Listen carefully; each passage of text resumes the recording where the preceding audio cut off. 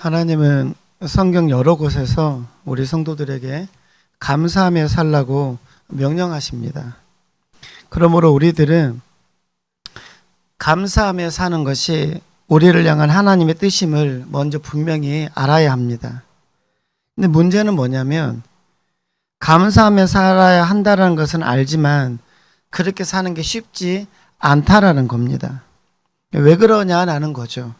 왜 감사하며 사는 것이 하나님의 뜻이라는 것, 하나님 명령이라는 걸 알면서도 그렇게 사는 게 어려울까라는 질문입니다.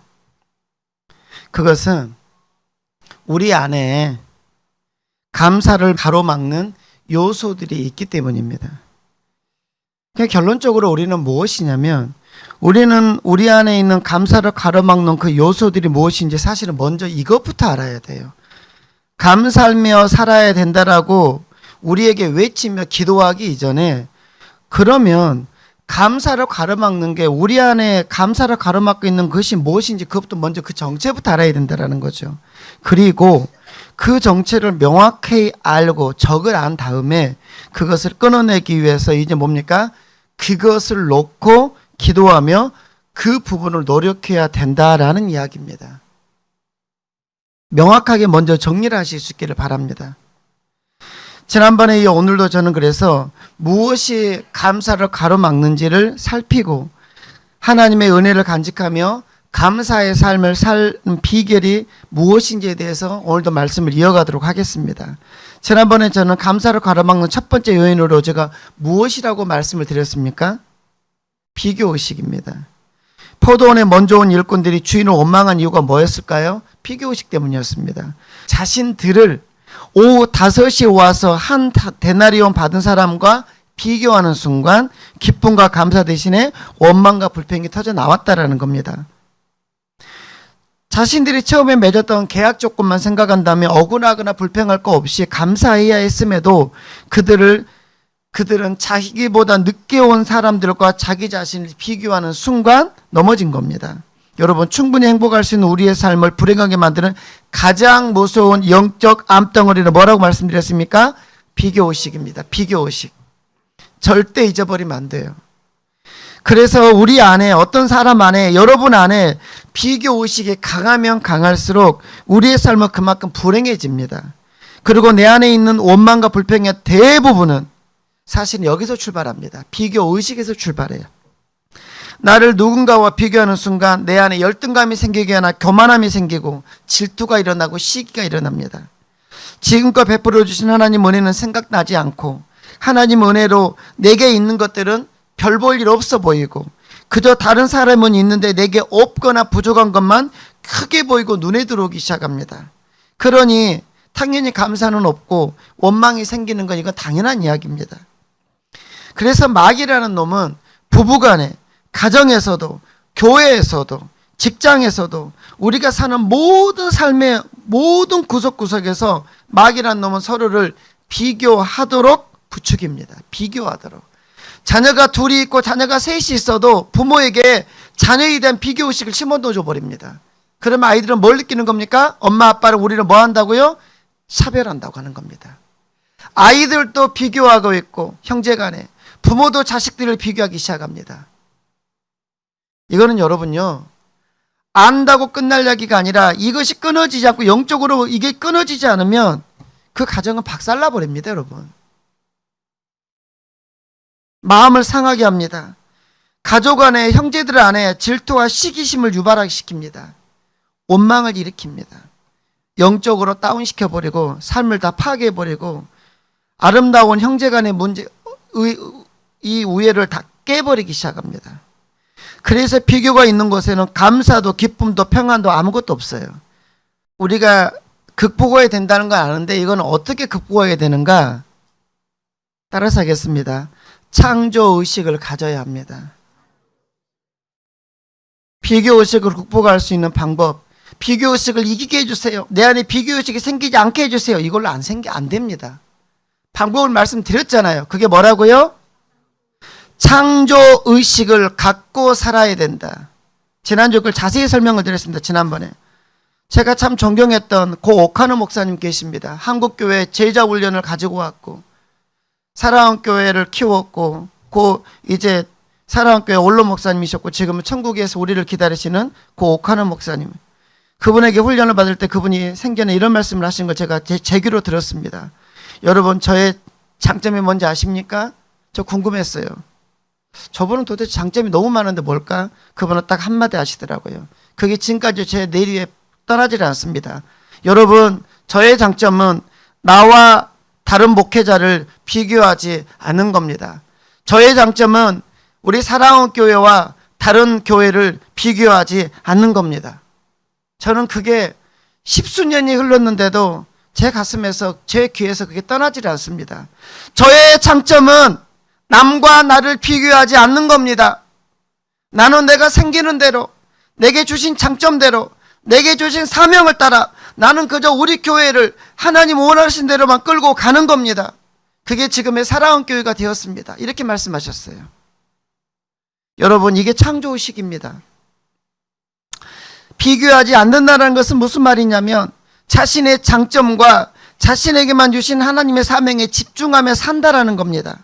그래서 하나님 안에서 자신의 길을 온전히 걸을 수 있었다라고 한 목사는 말을 합니다. 그것이 바로 비교의식이 아닌 창조의식을 가지고 사는 인생들의 고백입니다.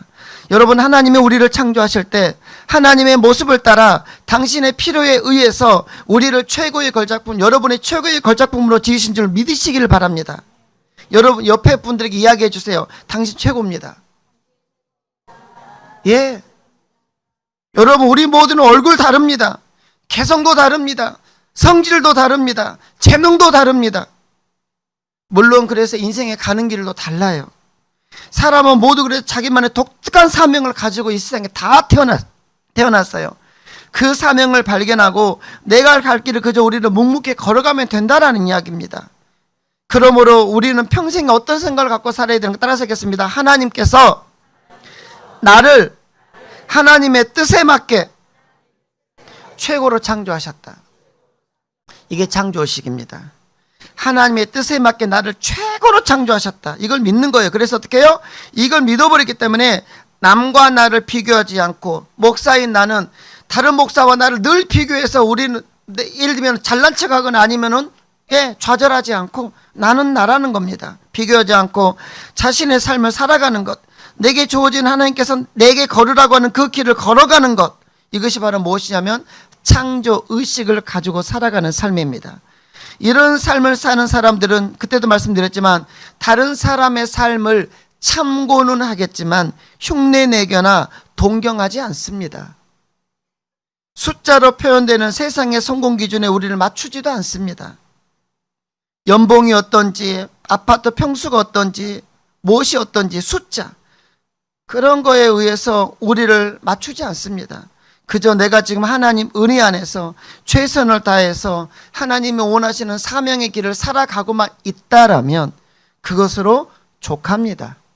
그렇게 살다가 오라 하시면 이 땅의 삶을 다 내려놓고 떠나버리면 되는 겁니다.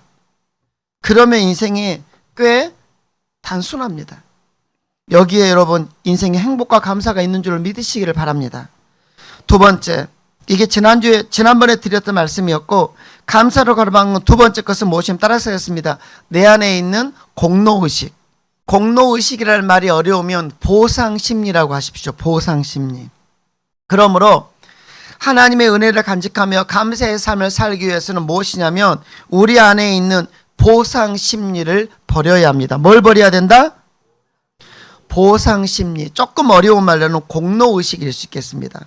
먼저 온 자가 감사하지 못하는 이유는, 기껏 일을 잘해놓고 불평한 이유는 무엇 때문이었을까요? 네, 바로 보상심리 때문이었습니다. 무슨 말입니까? 이것은 내가 다른 사람보다 더 많이 수고했다라는 겁니다. 저 사람보다 먼저 와서 10시간 넘게 일했다라는 겁니다. 여기까지는 비교의식입니다. 그래서 더 많이 보상받아야 한다는 겁니다. 교회 안에 이러한 공로의식 때문에 고생하는 사람들이 의외로 굉장히 많습니다. 교회 안에.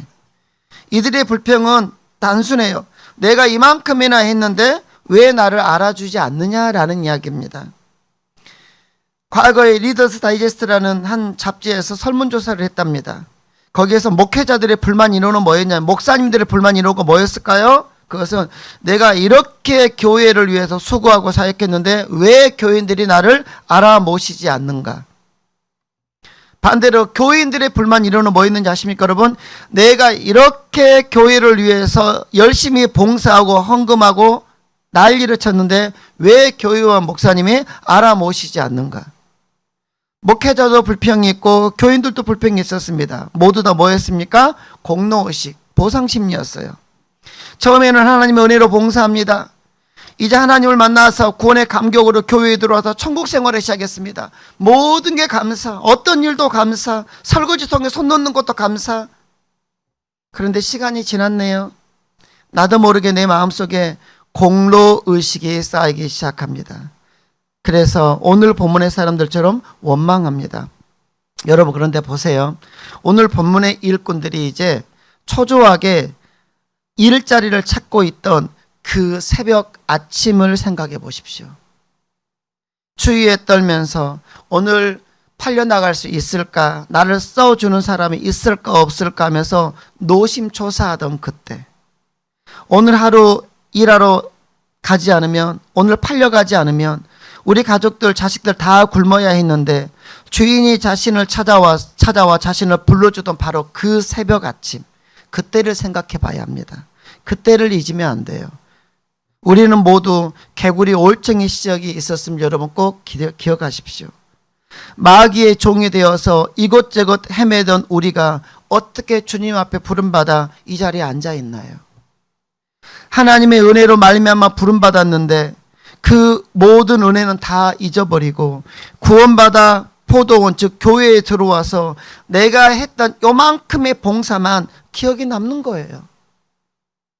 마귀의 종이 되어서 흥청망청 세상을 향해서 사람 같지 않게 살다가 어떻게 하나님의 은혜로 지금 이 자리에 앉아서 집사도 되고 안수집사도 되고 권사도 되고 성도가 되어서 앉아있고 제법 교회 성도 티가 나게 앉아있는데 그 하나님의 그렇게 해주셨던 은혜는 다 잊어버리고 요만큼의 내가 하나님께 했던, 교회에 했던 요만큼의 일만 기억에 남는 거예요. 그래서 주인, 즉 하나님을 향해서 이렇게 주장하는 겁니다. 하나님, 나 새벽 6시에 와서 주인을 위해서 종일 일하지 않았습니까? 이게 뭡니까? 왜 이것뿐입니까? 왜 이렇게밖에 못 살아야 합니까?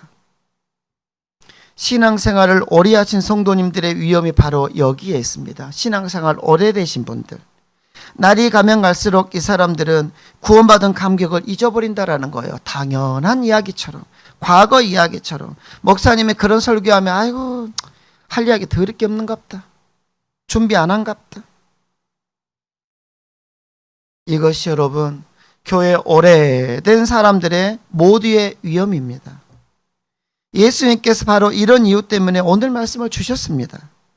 그렇다면 여러분, 늦게 들어온 자들의 마음을 한번 볼까요? 늦게 들어온 사람들, 오후 5시가 되었습니다. 오후 5시 다 포기했어요.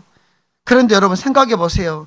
그날 오후 5시까지 집에 집에 못 들어가고 기다린 것으로 봐서는 아마도 이 사람들은 그날 절대적으로 일자리가 필요했던 것 같아요. 절대적으로. 아침에 일하러 나올 때 아내의 간절한 눈빛과 굶주림에 움직이지 못하고 있는 자녀들을 보고 나왔을지도 몰라요. 이 사람들은 새벽 6시에 나왔지만 선택되지 못했어요. 9시에도 그냥 지나갑니다. 이제 밤낮을 품삯이라도 기대하고 12시까지 기다렸지만 그때도 다른 사람들만 뽑아가 버립니다. 그래도 집에 갈 수 없어요. 마지막까지 기다립니다. 오후 3시 절망의 순간인데 그때 주인이 기적같이 나타났어요. 그런데 그때도 나는 선택 안 해준 겁니다. 이제 진짜 일할 게 없어요. 여러분 한번 생각해 보십시오. 다른 일꾼들은 진작에 다 선택됐는데 왜 이 일꾼은 이제 5시가 되도록 불러주는 사람이 없었을까요? 그것은 아마도 우리는 쉽게 생각할 수 있습니다. 이 사람의 몸이 너무 약했거나 나이가 너무 많이 들었거나 아니면 일할 게 뭔가 부족해 보이는 사람이 아니었을까? 성질이 더러워서 소문이 다 나버렸거나 어찌됐건 아무도 불러서 아무도 그 사람을 쓰고 싶은 만큼의 사람은 아니었을 거예요. 그러니까 그때까지 아무도 그 사람을 불러주지 않아요. 그런데 부름받았어요. 그것도 오후 5시에. 상상할 수 없는 기적이 일어난 겁니다. 여러분, 만약 여러분이 마지막에 부름받은 일꾼이라면 그러면 이제 어떤 자세로 일했을까요? 솔직히 돈 필요해서 그때까지 버텼지만 이제는 돈의 액수보다는 자기를 불러준 것만으로도 감사해서 죽도록 일했을 거예요. 해가 떨어지는 것 아쉬워하며 최선을 다해서 일했을 것이 분명합니다.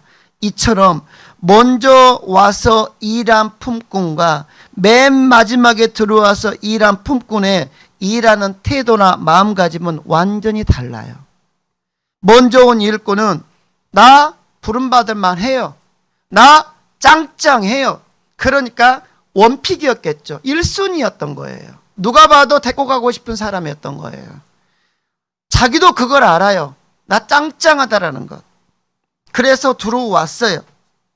그래서 이 사람은 하루 때우면 품삯 받는다는 보상 심리로 일합니다. 그런데 마지막 온 일꾼은 달라요.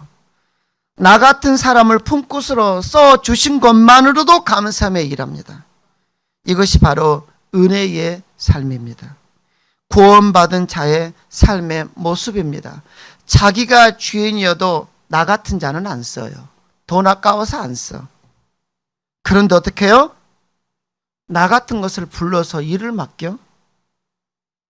그러므로 여러분, 건강한 교회는 사람이 많은 교회, 돈이 많은 교회, 교회 건물이 큰 교회가 건강한 교회, 좋은 교회가 아니라 보상 심리로 일하는 사람보다는 이런 은혜에 사로잡혀 일하는 일꾼이 많은 교회입니다. 이게 건강한 교회입니다. 저희 모두가 이런 일꾼 되셔서 큰 복 받으시기를 축복합니다. 그런데 여러분, 마지막에 온 일꾼이 한우 품삯인 한 데나리온을 받았을 때 그의 마음이 어땠을까요? 우리는 많이 추측해보고 상상해 보셔야 합니다. 성경을 읽고 그냥 지나가는 게 아니라 성경 속에 대화를 해보셔야 돼요. 이 마지막에 온 일꾼이 하루 품삯 받았을 때 그의 마음 어땠을까요, 여러분? 여러분이라면 어땠을 것 같습니까? 사실 마지막 부름받은 일꾼은 품삯이 정해지지 않았습니다. 성경 자세히 보세요. 얼마 주겠단 말 없어요. 품삯 정해지지 않았습니다. 그런데 어떻게 해요? 하루 품삯인 한 데나리온을 받은 거예요. 이 사람은 그러면 그 품삯을 받고 당연하다라고 생각했을까요? 오늘 자신이 포도원에서 내가 얼마나 많은 일을 얼마나 잘했는지 헤아리고 있었을까요? 1시간 일한 사람이? 아닙니다. 너무 송구스럽고 너무 고마운 마음에 얼굴을 드지 못하고 손을 떨고 감격하고 있었을지 모르겠어요. 이 돈을 받아야 할지 아니면 받지 말아야 할지 당황했을 겁니다. 정상적인 사람이라면. 그들은 자신들이 마땅히 받아야 할 보상을 받았다라고 감히 생각할 수 없습니다. 그저 감사한 거예요. 감사. 그걸 받고 감사한 거예요. 그들은 자신의 공로는 1도 생각하지 않고 주인이 베풀어 주신 그 은혜를 잊지 못해 기회만 된다면 그 은혜를 갚으려고 노력할 겁니다. 이게 여러분 늦게 들어온 사람의 마음입니다. 이 마음이 느껴지신가요? 이 사람들은 하루 품삯을 받아들고 어떻게 했을까요? 6시에 가라고 하니까 냉큼 오케이 하고 가버렸을까요? 아닐 겁니다. 머뭇거렸을 거예요. 다른 사람들은 툴툴거리면 원망하면서 에이씨 이거 뭐야 하고 갔는데 이 사람은 오도 가도 못하고 똥 바르면 뭐 마냥 이러고 있었을지 모르겠어요. 사람들이 다 빠져나갔습니다. 왜 당신 안 가십니까? 주인님, 더 좀 도와드릴 일이 없을까요? 집 청소라도 화장실 청소라도 뭐라도 할 수 있으니 주인님 말씀만 하십시오. 저 이대로 못 가요. 제가 어떻게 이걸 받고 갑니까? 뭐든지 시켜만 주십시오. 잘하지 못하지만 최선을 다해서 해보겠습니다. 무엇을 했느냐가 아니라 이대로 가기 죄송한데 더 할 일 없겠냐라는 거예요. 여러분, 이게 마지막 부름받아 포도원에 들어온 사람의 심정입니다. 그저 불러주신 은혜에 그저 나 같은 거 써주심에 감격하는 사람입니다. 오늘 예수님께서 비유의 말씀을 제자들에게 주신 가장 중요한 메시지가 바로 여기에 있습니다.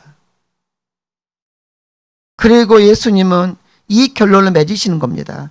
나중된 자로서 먼저 되고 먼저 된 자로서 나중되리라. 어떤 성도가 먼저 된 성도입니까? 어떤 성도가 진짜 구원의 은혜, 구원받을 은혜를 아는 자입니까? 감사하는 사람입니다. 하나님께서 불러서 일 맡겨주심에 집사로 세워주시고 안수집사로 세워주시고 권사로 세워주시고 성도로 불러서 예배할 수 있게 하심에 그 은혜에 감격하는 사람. 나 같은 자를 어떻게 교회의 일원으로 하나님의 사람으로 하나님의 아들과 딸로 나 같은 놈을 불러서 하나님을 아버지라 부를 수 있게 해 주셨는지, 어떻게 이 영적 포도원 하나님의 교회 일원으로 만들어 주셨는지. 여러분, 우리가 구원받은 것, 우리가 하나님의 자녀가 된 것, 우리가 천국의 시민권을 가진 것, 우리가 하나님의 교회에서 봉사할 수 있는 것, 이것은 하루 종일 일해서 얻은 품삯처럼 우리가 뭔가를 했기 때문이 아닙니다. 그저 내 공로나 의로운 행위로 얻은 것 아무것도 없어요, 여러분. 겨우 1시간도 채 일하지 않은 일꾼처럼 그것도 똑바로 일하지 못해. 뭔가 부족해서. 그런 일꾼처럼 우리는 아무것도 한 일 없는데 거저 주신 하나님의 은혜임을 여러분 꼭 기억하십시오. 받을 자격 없는데도 불구하고 너무나 엄청난 은혜를 베풀어 주신 겁니다. 따라서 우리 입에서는 그저 감사합니다, 감사합니다, 할렐루야 이 말밖에 할 말이 없는 거예요. 나는 목사로 충분한 사람이다. 나 같은 사람이 목사가 아니면 누가 할 수 있겠는가? 이 사람은 이미 목사가 아닌 거예요. 그러니까 내가 장로고 나 정도 돼야 교회 중직자지. 이 사람은 자체부터가 이미 걸러먹은 겁니다, 여러분. 교회의 섬김과 봉사는 바로 이런 은혜를 깨닫고 그 은혜로 하는 거예요. 이들이 구원받은 하나님의 자녀들이에요. 그런데 왜 우리들은 주의 일을 하면서 때때로 원망하고 불평하는 겁니까? 바로 뭡니까? 보상심리, 공로의식 때문이에요. 다른 성도보다 더 많이 수고하고 더 많이 봉사했다라는 거예요. 그런데 하나님은 왜 나에게 이것밖에 복을 안 주시냐라는 거예요. 안타까운 모습입니다. 저희 모두 이 자리에 서지 않기를 주님의 이름으로 축복합니다. 하나님의 은혜로 다른 사람보다 일찍 구원받아서 하나님을 위해서 더 많은 섬김과 봉사를 혹시 하셨나요? 남보다 더 많은 헌금을 하고 계십니까? 할 수 있었음이 전부 하나님의 은혜입니다. 할 수 있었음이. 우리는 내가 한 것이나 드린 것은 잊어버리고 그저 써주신 은혜, 드릴 수 있도록 허락하신 은혜에 감사할 수 있어야 합니다. 여러분, 우리는 감사하게도 주님의 몸된 애원교회로 확장하는 일에 부름받은 은혜를 입은 사람들입니다. 애원의 포도원에 들어온 사람들이에요. 하나님께서 우리 여러분의 수고와 헌신을 기쁘게 받으시고 때가 되면 은혜와 복으로 갚으실 줄로 믿으시기를 바랍니다. 우리는 그래서 그저 쓰임 받는 그것으로만 여러분 만족하시기를 바랍니다. 쓰임 받을 그것으로만. 그래도 사도 바울은 고린도전서 15장 10절에서 이렇게 고백하죠. 내가 모든 사도보다 더 많이 수고하였으나, 바울은 분명히 말합니다. 내가 모든 사도들보다 더 많이 수고하였으나, 요즘 애들 말로는 더 고생했으나, 다 같이 내가 한 것이 아니요 오직 나와 함께 하신 하나님의 은혜로라. 여러분, 이것을 절대 잊어버리면 안 됩니다. 목사인 저부터 우리 모든 성도들은 그래요, 다른 성도들보다 훨씬 많이 수고할 수 있겠습니다. 그런데 그것은 무엇입니까? 내가 한 것이 아니라, 내 능력이 아니라 오직 나와 함께 하신 하나님의 은혜다. 오직 하나님의 은혜다. 여러분 잊어버리시면 안 됩니다. 그리고 어떻게 됩니까? 감사하는 겁니다. 여러분에게 부탁드립니다. 여러분, 우리 모두 가운데 나중된 자가 한 사람도 없기를 바랍니다. 한 사람도 없기를. 먼저 된 자가 되셔야 합니다. 먼저 된 자라는 것은 나를 써주신 하나님의 은혜를 아는 겁니다. 그리고 그 은혜에 감격하며 살아가는 것입니다. 이처럼 감사의 삶을 살기 위해서는 우리 안에 독버섯처럼 자라고 있는 공로의식, 즉 보상심리를 예수의 이름으로 끊어버려야 합니다. 그저 나 같은 것 써주신, 나 같은 것을 불러서 일 맡겨주신 그 하나님의 은혜에 감사하며 우리는 그저 끝나면 된다. 그리고 하나님 앞에 우리는 서면 되는 겁니다. 마지막 세 번째, 감사로 가로막는 것은 따라서 하겠습니다. 망각입니다. 망각이 어려운 말이죠. 우리 아이들, 망각이라는 것은 잊어버린다라는 뜻입니다. 잊어버리는 것. 그러므로 하나님의 은혜를 간직하며 감사의 삶을 살기 위해서 세 번째 조건은 무엇이냐면, 감사의 조건을 옛서 찾고, 따라서 하겠습니다. 즉시 감사해야 합니다. 어떻게 해야 된다고요? 아니, 앞에 먼저예요. 옛서 찾아야 합니다. 감사의 조건을 옛서 찾고, 찾으면 끝나는 게 아니라 뭐 해야 된다? 즉시 감사로 행동으로 옮기셔야 돼요. 먼저 불려온 일꾼은 비교하고 보상 심리에 사로잡혀서 원망하고 불평했습니다. 11절 12절 보십시오. 11절 12절. 받은 후 집주인을 원망하여 이르되, 돈 받은 다음에 일한 이야기입니다. 나중 온 이 사람들은 1시간밖에 일하지 아니하였거늘 그들을 종일 수고하며 더위를 건든 우리와 같게 하였나이다. 여기에 두 가지 반응을 생각해 볼 수 있겠습니다. 먼저 온 풍구처럼 이렇게 반응을 보이는 거예요. 아니, 어떻게 그럴 수 있습니까? 우리를 저 늦게 온 사람들과 어떻게 똑같이 취급합니까?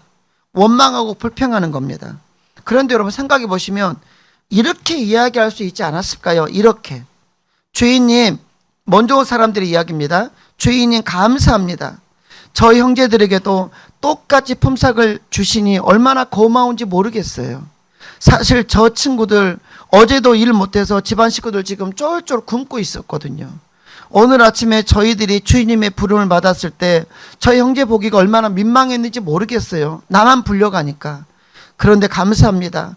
저들까지 다 불러서 동일하게 보상을 해주시니 얼마나 고마운지 모르겠습니다. 앞으로도 주인님 계속 이렇게 은혜를 베풀어 주십시오. 이렇게 말한다고 그들의 삶에 손해 나는 거 있습니까 지금? 자기 받을 거 뺏겼습니까? 자기 받을 돈 n분의 1로 나눠가지고 나눠준 거 있습니까? 이렇게 말하면 자기의 위신이 떨어지는 겁니까? 여러분, 참 멋진 인생 살 수도 있고 참 구질구질한 인생 살 수도 있습니다. 여러분, 우리가. 제가 표현을 너무 경박하고 원색적으로 말했는지 모르겠지만 진짜 인생 구질구질하게 살 수도 있고요. 때로 인생 진짜 낭만 있게 살 수도 있습니다. 멋지게. 두 번째처럼 말한다고 해서 자기에게 손해 하나도 없습니다. 오히려 그 사람 격이 올라갑니다. 격이 올라가요. 사랑하는 여러분, 우리는 사랑의 하나님을 믿는 사람들입니다. 풍성하신 하나님, 사랑의 하나님을. 근데 우리 삶에는 사랑이 안 보이네? 아니, 자기를 향해서, 자기 가족을 향해서, 자기 자식들을 향해서는 사랑이 넘쳐나는데 이웃을 향해서는 요만큼만 사랑도, 요만큼만 베품도 없는 거예요. 누가요? 성도들이. 우리 지금껏 어떤 반응을 보이면서 인생을 살아오고 계십니까? 어떻게 인생을 살아오시냐는 거예요.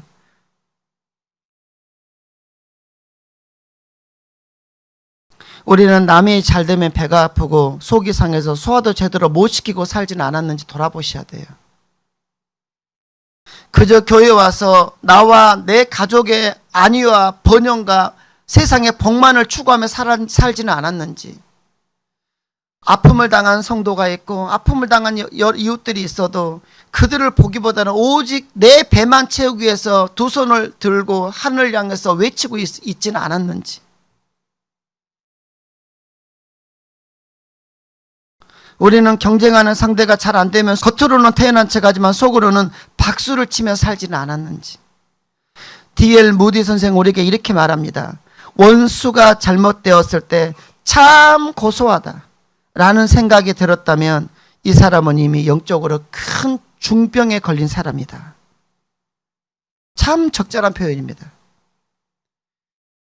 여러분, 상대의 아픔을 나의 아픔으로 여기고 긍휼히 여기는 마음이 성도의 바른 태도입니다. 내 안에 아직 해결되지 않은 문제와 어려움이 있을지라도 나를 불러주시고 여기까지 인도해 주신 하나님의 은혜를 잊지 않고 우리는 기억해야 돼요. 이것이 감사의 삶을 사는 비결입니다. 참된 기쁨과 행복을 누리는 비결이에요. 하나님은 감사하는 자를 더 기뻐하시고 축복해 주십니다. 감사하는 자에게 더하여 넘치는 복을 주심을 여러분 꼭 기억하십시오. 감사하는 자에게 마음의 평강을 더하여 주십니다. 또한 감사하는 자에게는 좋은 사람들을 계속 붙여주세요. 고립된 수도원과 감옥의 차이를 비교해 보십시오. 고립된 수도원과 감옥, 환경을 보면 똑같습니다. 그런데 차이가 있어요. 수도원에는 평안과 찬양이 있습니다. 그런데 감옥에는 불평과 원망과 비난만 있어요. 차이가 뭘까요? 감사입니다. 똑같이 고립되는 환경에도 살아가고 있지만 감사가 있으면 찬양하며 천국에다 사는 수도원이 되는 것이고, 감사가 없으면 불평하며 자기가 만들어 놓은 인생의 감옥에 갇혀 사는 겁니다. 그래서 우리 믿음의 사람들은 감사의 조건을 찾아 애써 감사해야 합니다. 제가 애써야 한다고 표현한 이유는 타락한 우리의 심령은 하나님께서 베풀어 주신 그 놀라운 은혜와 복을 늘 잊어버리기 때문입니다. 그 결과 마땅히 감사할 수 있는 상황에서도 감사보다는 원망의 조건을 찾는데 우리는 훨씬 빨라요. 누가복음 17장을 보면 10명의 문둥병자가 나옵니다. 문둥병자가 10명이 있었습니다. 그런데 예수님께서 기적적으로 그 10명의 문둥병자, 나병 환자를 다 고쳐주셔 버렸습니다. 얼마나 감사합니까? 그런데 놀란 게 뭔지 아십니까?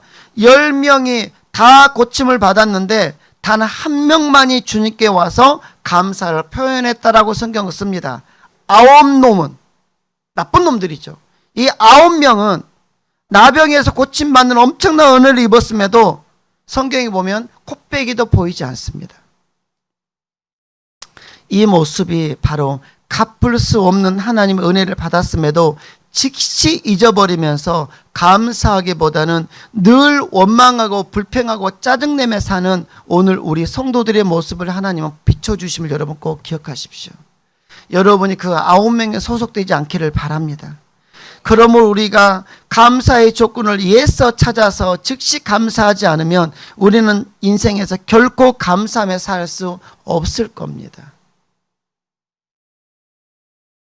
그러면 하나님께서 베풀어 주신 은혜도 간직하지 못하고 다 까먹어 버리는 거예요. 사업이 잘 될 때 감사하는 건 마땅합니다. 그러나 파산했을 때도 감사할 수 있을까요? 자녀가 좋은 대학이나 좋은 직장 들어가고 좋은 배우자 만났을 때 감사할 수 있습니다. 그러나 내 자녀의 앞길에 자꾸 막혀도 감사할 수 있을까요? 자신과 가족들이 건강한 것 얼마나 감사한지 모르겠습니다. 그러나 건강에 문제가 생겨도 감사할 수 있을까요? 그때도 감사의 조건을 찾아볼 수 있을까요? 교회도 마찬가지입니다. 성도가 늘어나고 재정이 좋아지고 교회 생활에 신이 날 때 감사하는 것 자연스럽습니다. 하지만 반대의 상황이 되어져도 감사할 수 있을까요? 그때도 감사할 수 있기를 바랍니다. 삶이 어렵고 사는 것이 내 뜻과 내 계획대로 잘 안 돼도 내 시간표대로 내 인생이 흘러가지 않아도 그때도 애써 감사의 조건을 찾아 즉시 감사함으로 하나님을 감동시키는 성수간 여러분 되시기를 간절히 소망합니다. 말씀 마치려고 합니다. 여러분, 감사는 행복을 위한 필수 습관이고 나의 삶에 하나님의 기적을 불러오는 여러분 열쇠입니다. 하나님의 기적을 바라시죠? 그러면 하나님의 기적을 여는 열쇠는 딱 하나입니다. 감사하는 거예요. 감사하는 것. 감사는 그래서 또한 나중된 자가 먼저 될 수 있는 비결입니다. 저는 2번에 걸쳐서 감사로 가로막는 3가지 요인을 말씀드렸습니다. 그것은 첫 번째는 무엇이냐면 내 안에 있는 잘못된 비교의식, 2번째는 보상심리, 3번째는 잊어버리는 망각입니다. 그러므로 우리가 감사의 삶을 살기 위해서는 잘못된 비교의식 버려야 합니다. 창조의식으로 충만해져야 돼요. 공로의식 버려야 됩니다. 하나님을 위해서 했던 것들 잊어버리십시오. 그리고 감사의 조건을 애써 찾아서 즉시 감사할 수 있기를 바랍니다. 가족 간에도, 배우자 간에도, 부모 자식 간에도, 교회에서 성도와 목회자 간에도 감사한 게 있으면 즉시 감사를 표현할 때 가정도 풍요로워지고 교회는 은혜가 넘치고 여러분의 일터도 충만해질 줄 믿으시길 바랍니다. 마음으로 알면 되지 모릅니다. 오늘이라도 가서 배우자의 손을 잡고 째려보지 마시고 따라서 하겠습니다. 여보. 크게 하세요. 여보. 진짜 감사해요. 여러분, 그 한마디가 뭔가 속에 20년, 30년, 40년을 살아오면서 깰 수 없었던 어떤 거를 그 한마디, 진심으로 하는 그 한마디가 사단의 경관진을 깨버릴 수 있습니다, 여러분. 감사는요, 무시무시한 영적 무기입니다. 무시무시한 무기예요. 얘들아, 아직 자식이 없는 사람들만. 얘들아, 눈을 떠, 연성, 나를 봐. 학생들은, 청년들은 집에 가서 엄마, 아빠 손을 잡고 따라서 하겠습니다. 아빠, 아니, 집사님을 하시면 안 되죠. 아빠가 어디 있다고. 애들만 하세요, 애들만. 청년들까지만. 아빠, 엄마, 할아버지, 할머니, 고맙습니다. 진심으로, 진심으로. 그럴 때 여러분 가정에 또리를 틀고 있던, 또아리를 틀고 있던 사단마귀 귀신의 역사는 깨질 줄을 믿으시길 바랍니다. 진짜예요, 여러분. 진짜예요. 평생 우리는 가슴에 어떤 큰 돌덩어리 하나씩 갖고 있거든요. 살면서. 서로를 향해서 비난합니다. 원망합니다. 내가 저 인간 안 만났으면, 저 인간이 우리 부모가 아니었으면 나의 인생은 과연 이렇게 되었을까? 그 생각을 버리지 않는 이상 그 인생의 행복은 없습니다, 여러분. 절대 없어요. 그걸 깨고 그래도 감사합니다. 예서 찾아보십시오. 넘칠 겁니다. 그리고 어떻게 하라고요? 즉시 감사를 표현하십시오. 곽부옥 목사님에게 감사한 게 있거든. 문자를 보내시기를 바랍니다. 뒤에 말은 하지 않겠습니다. 여러분, 간절히 바라기는 평생의 감사의 생각과 감사의 말과 감사의 행동을 통해서 주님을 기쁘시게 함으로 아직 여러분에게 다 미처 주지 못한 하나님의 그 놀라운 은혜, 그 놀라운 복을 평생도록 풍성하게 받아 누리는 여러분 되시기를 주님의 이름으로 축복합니다.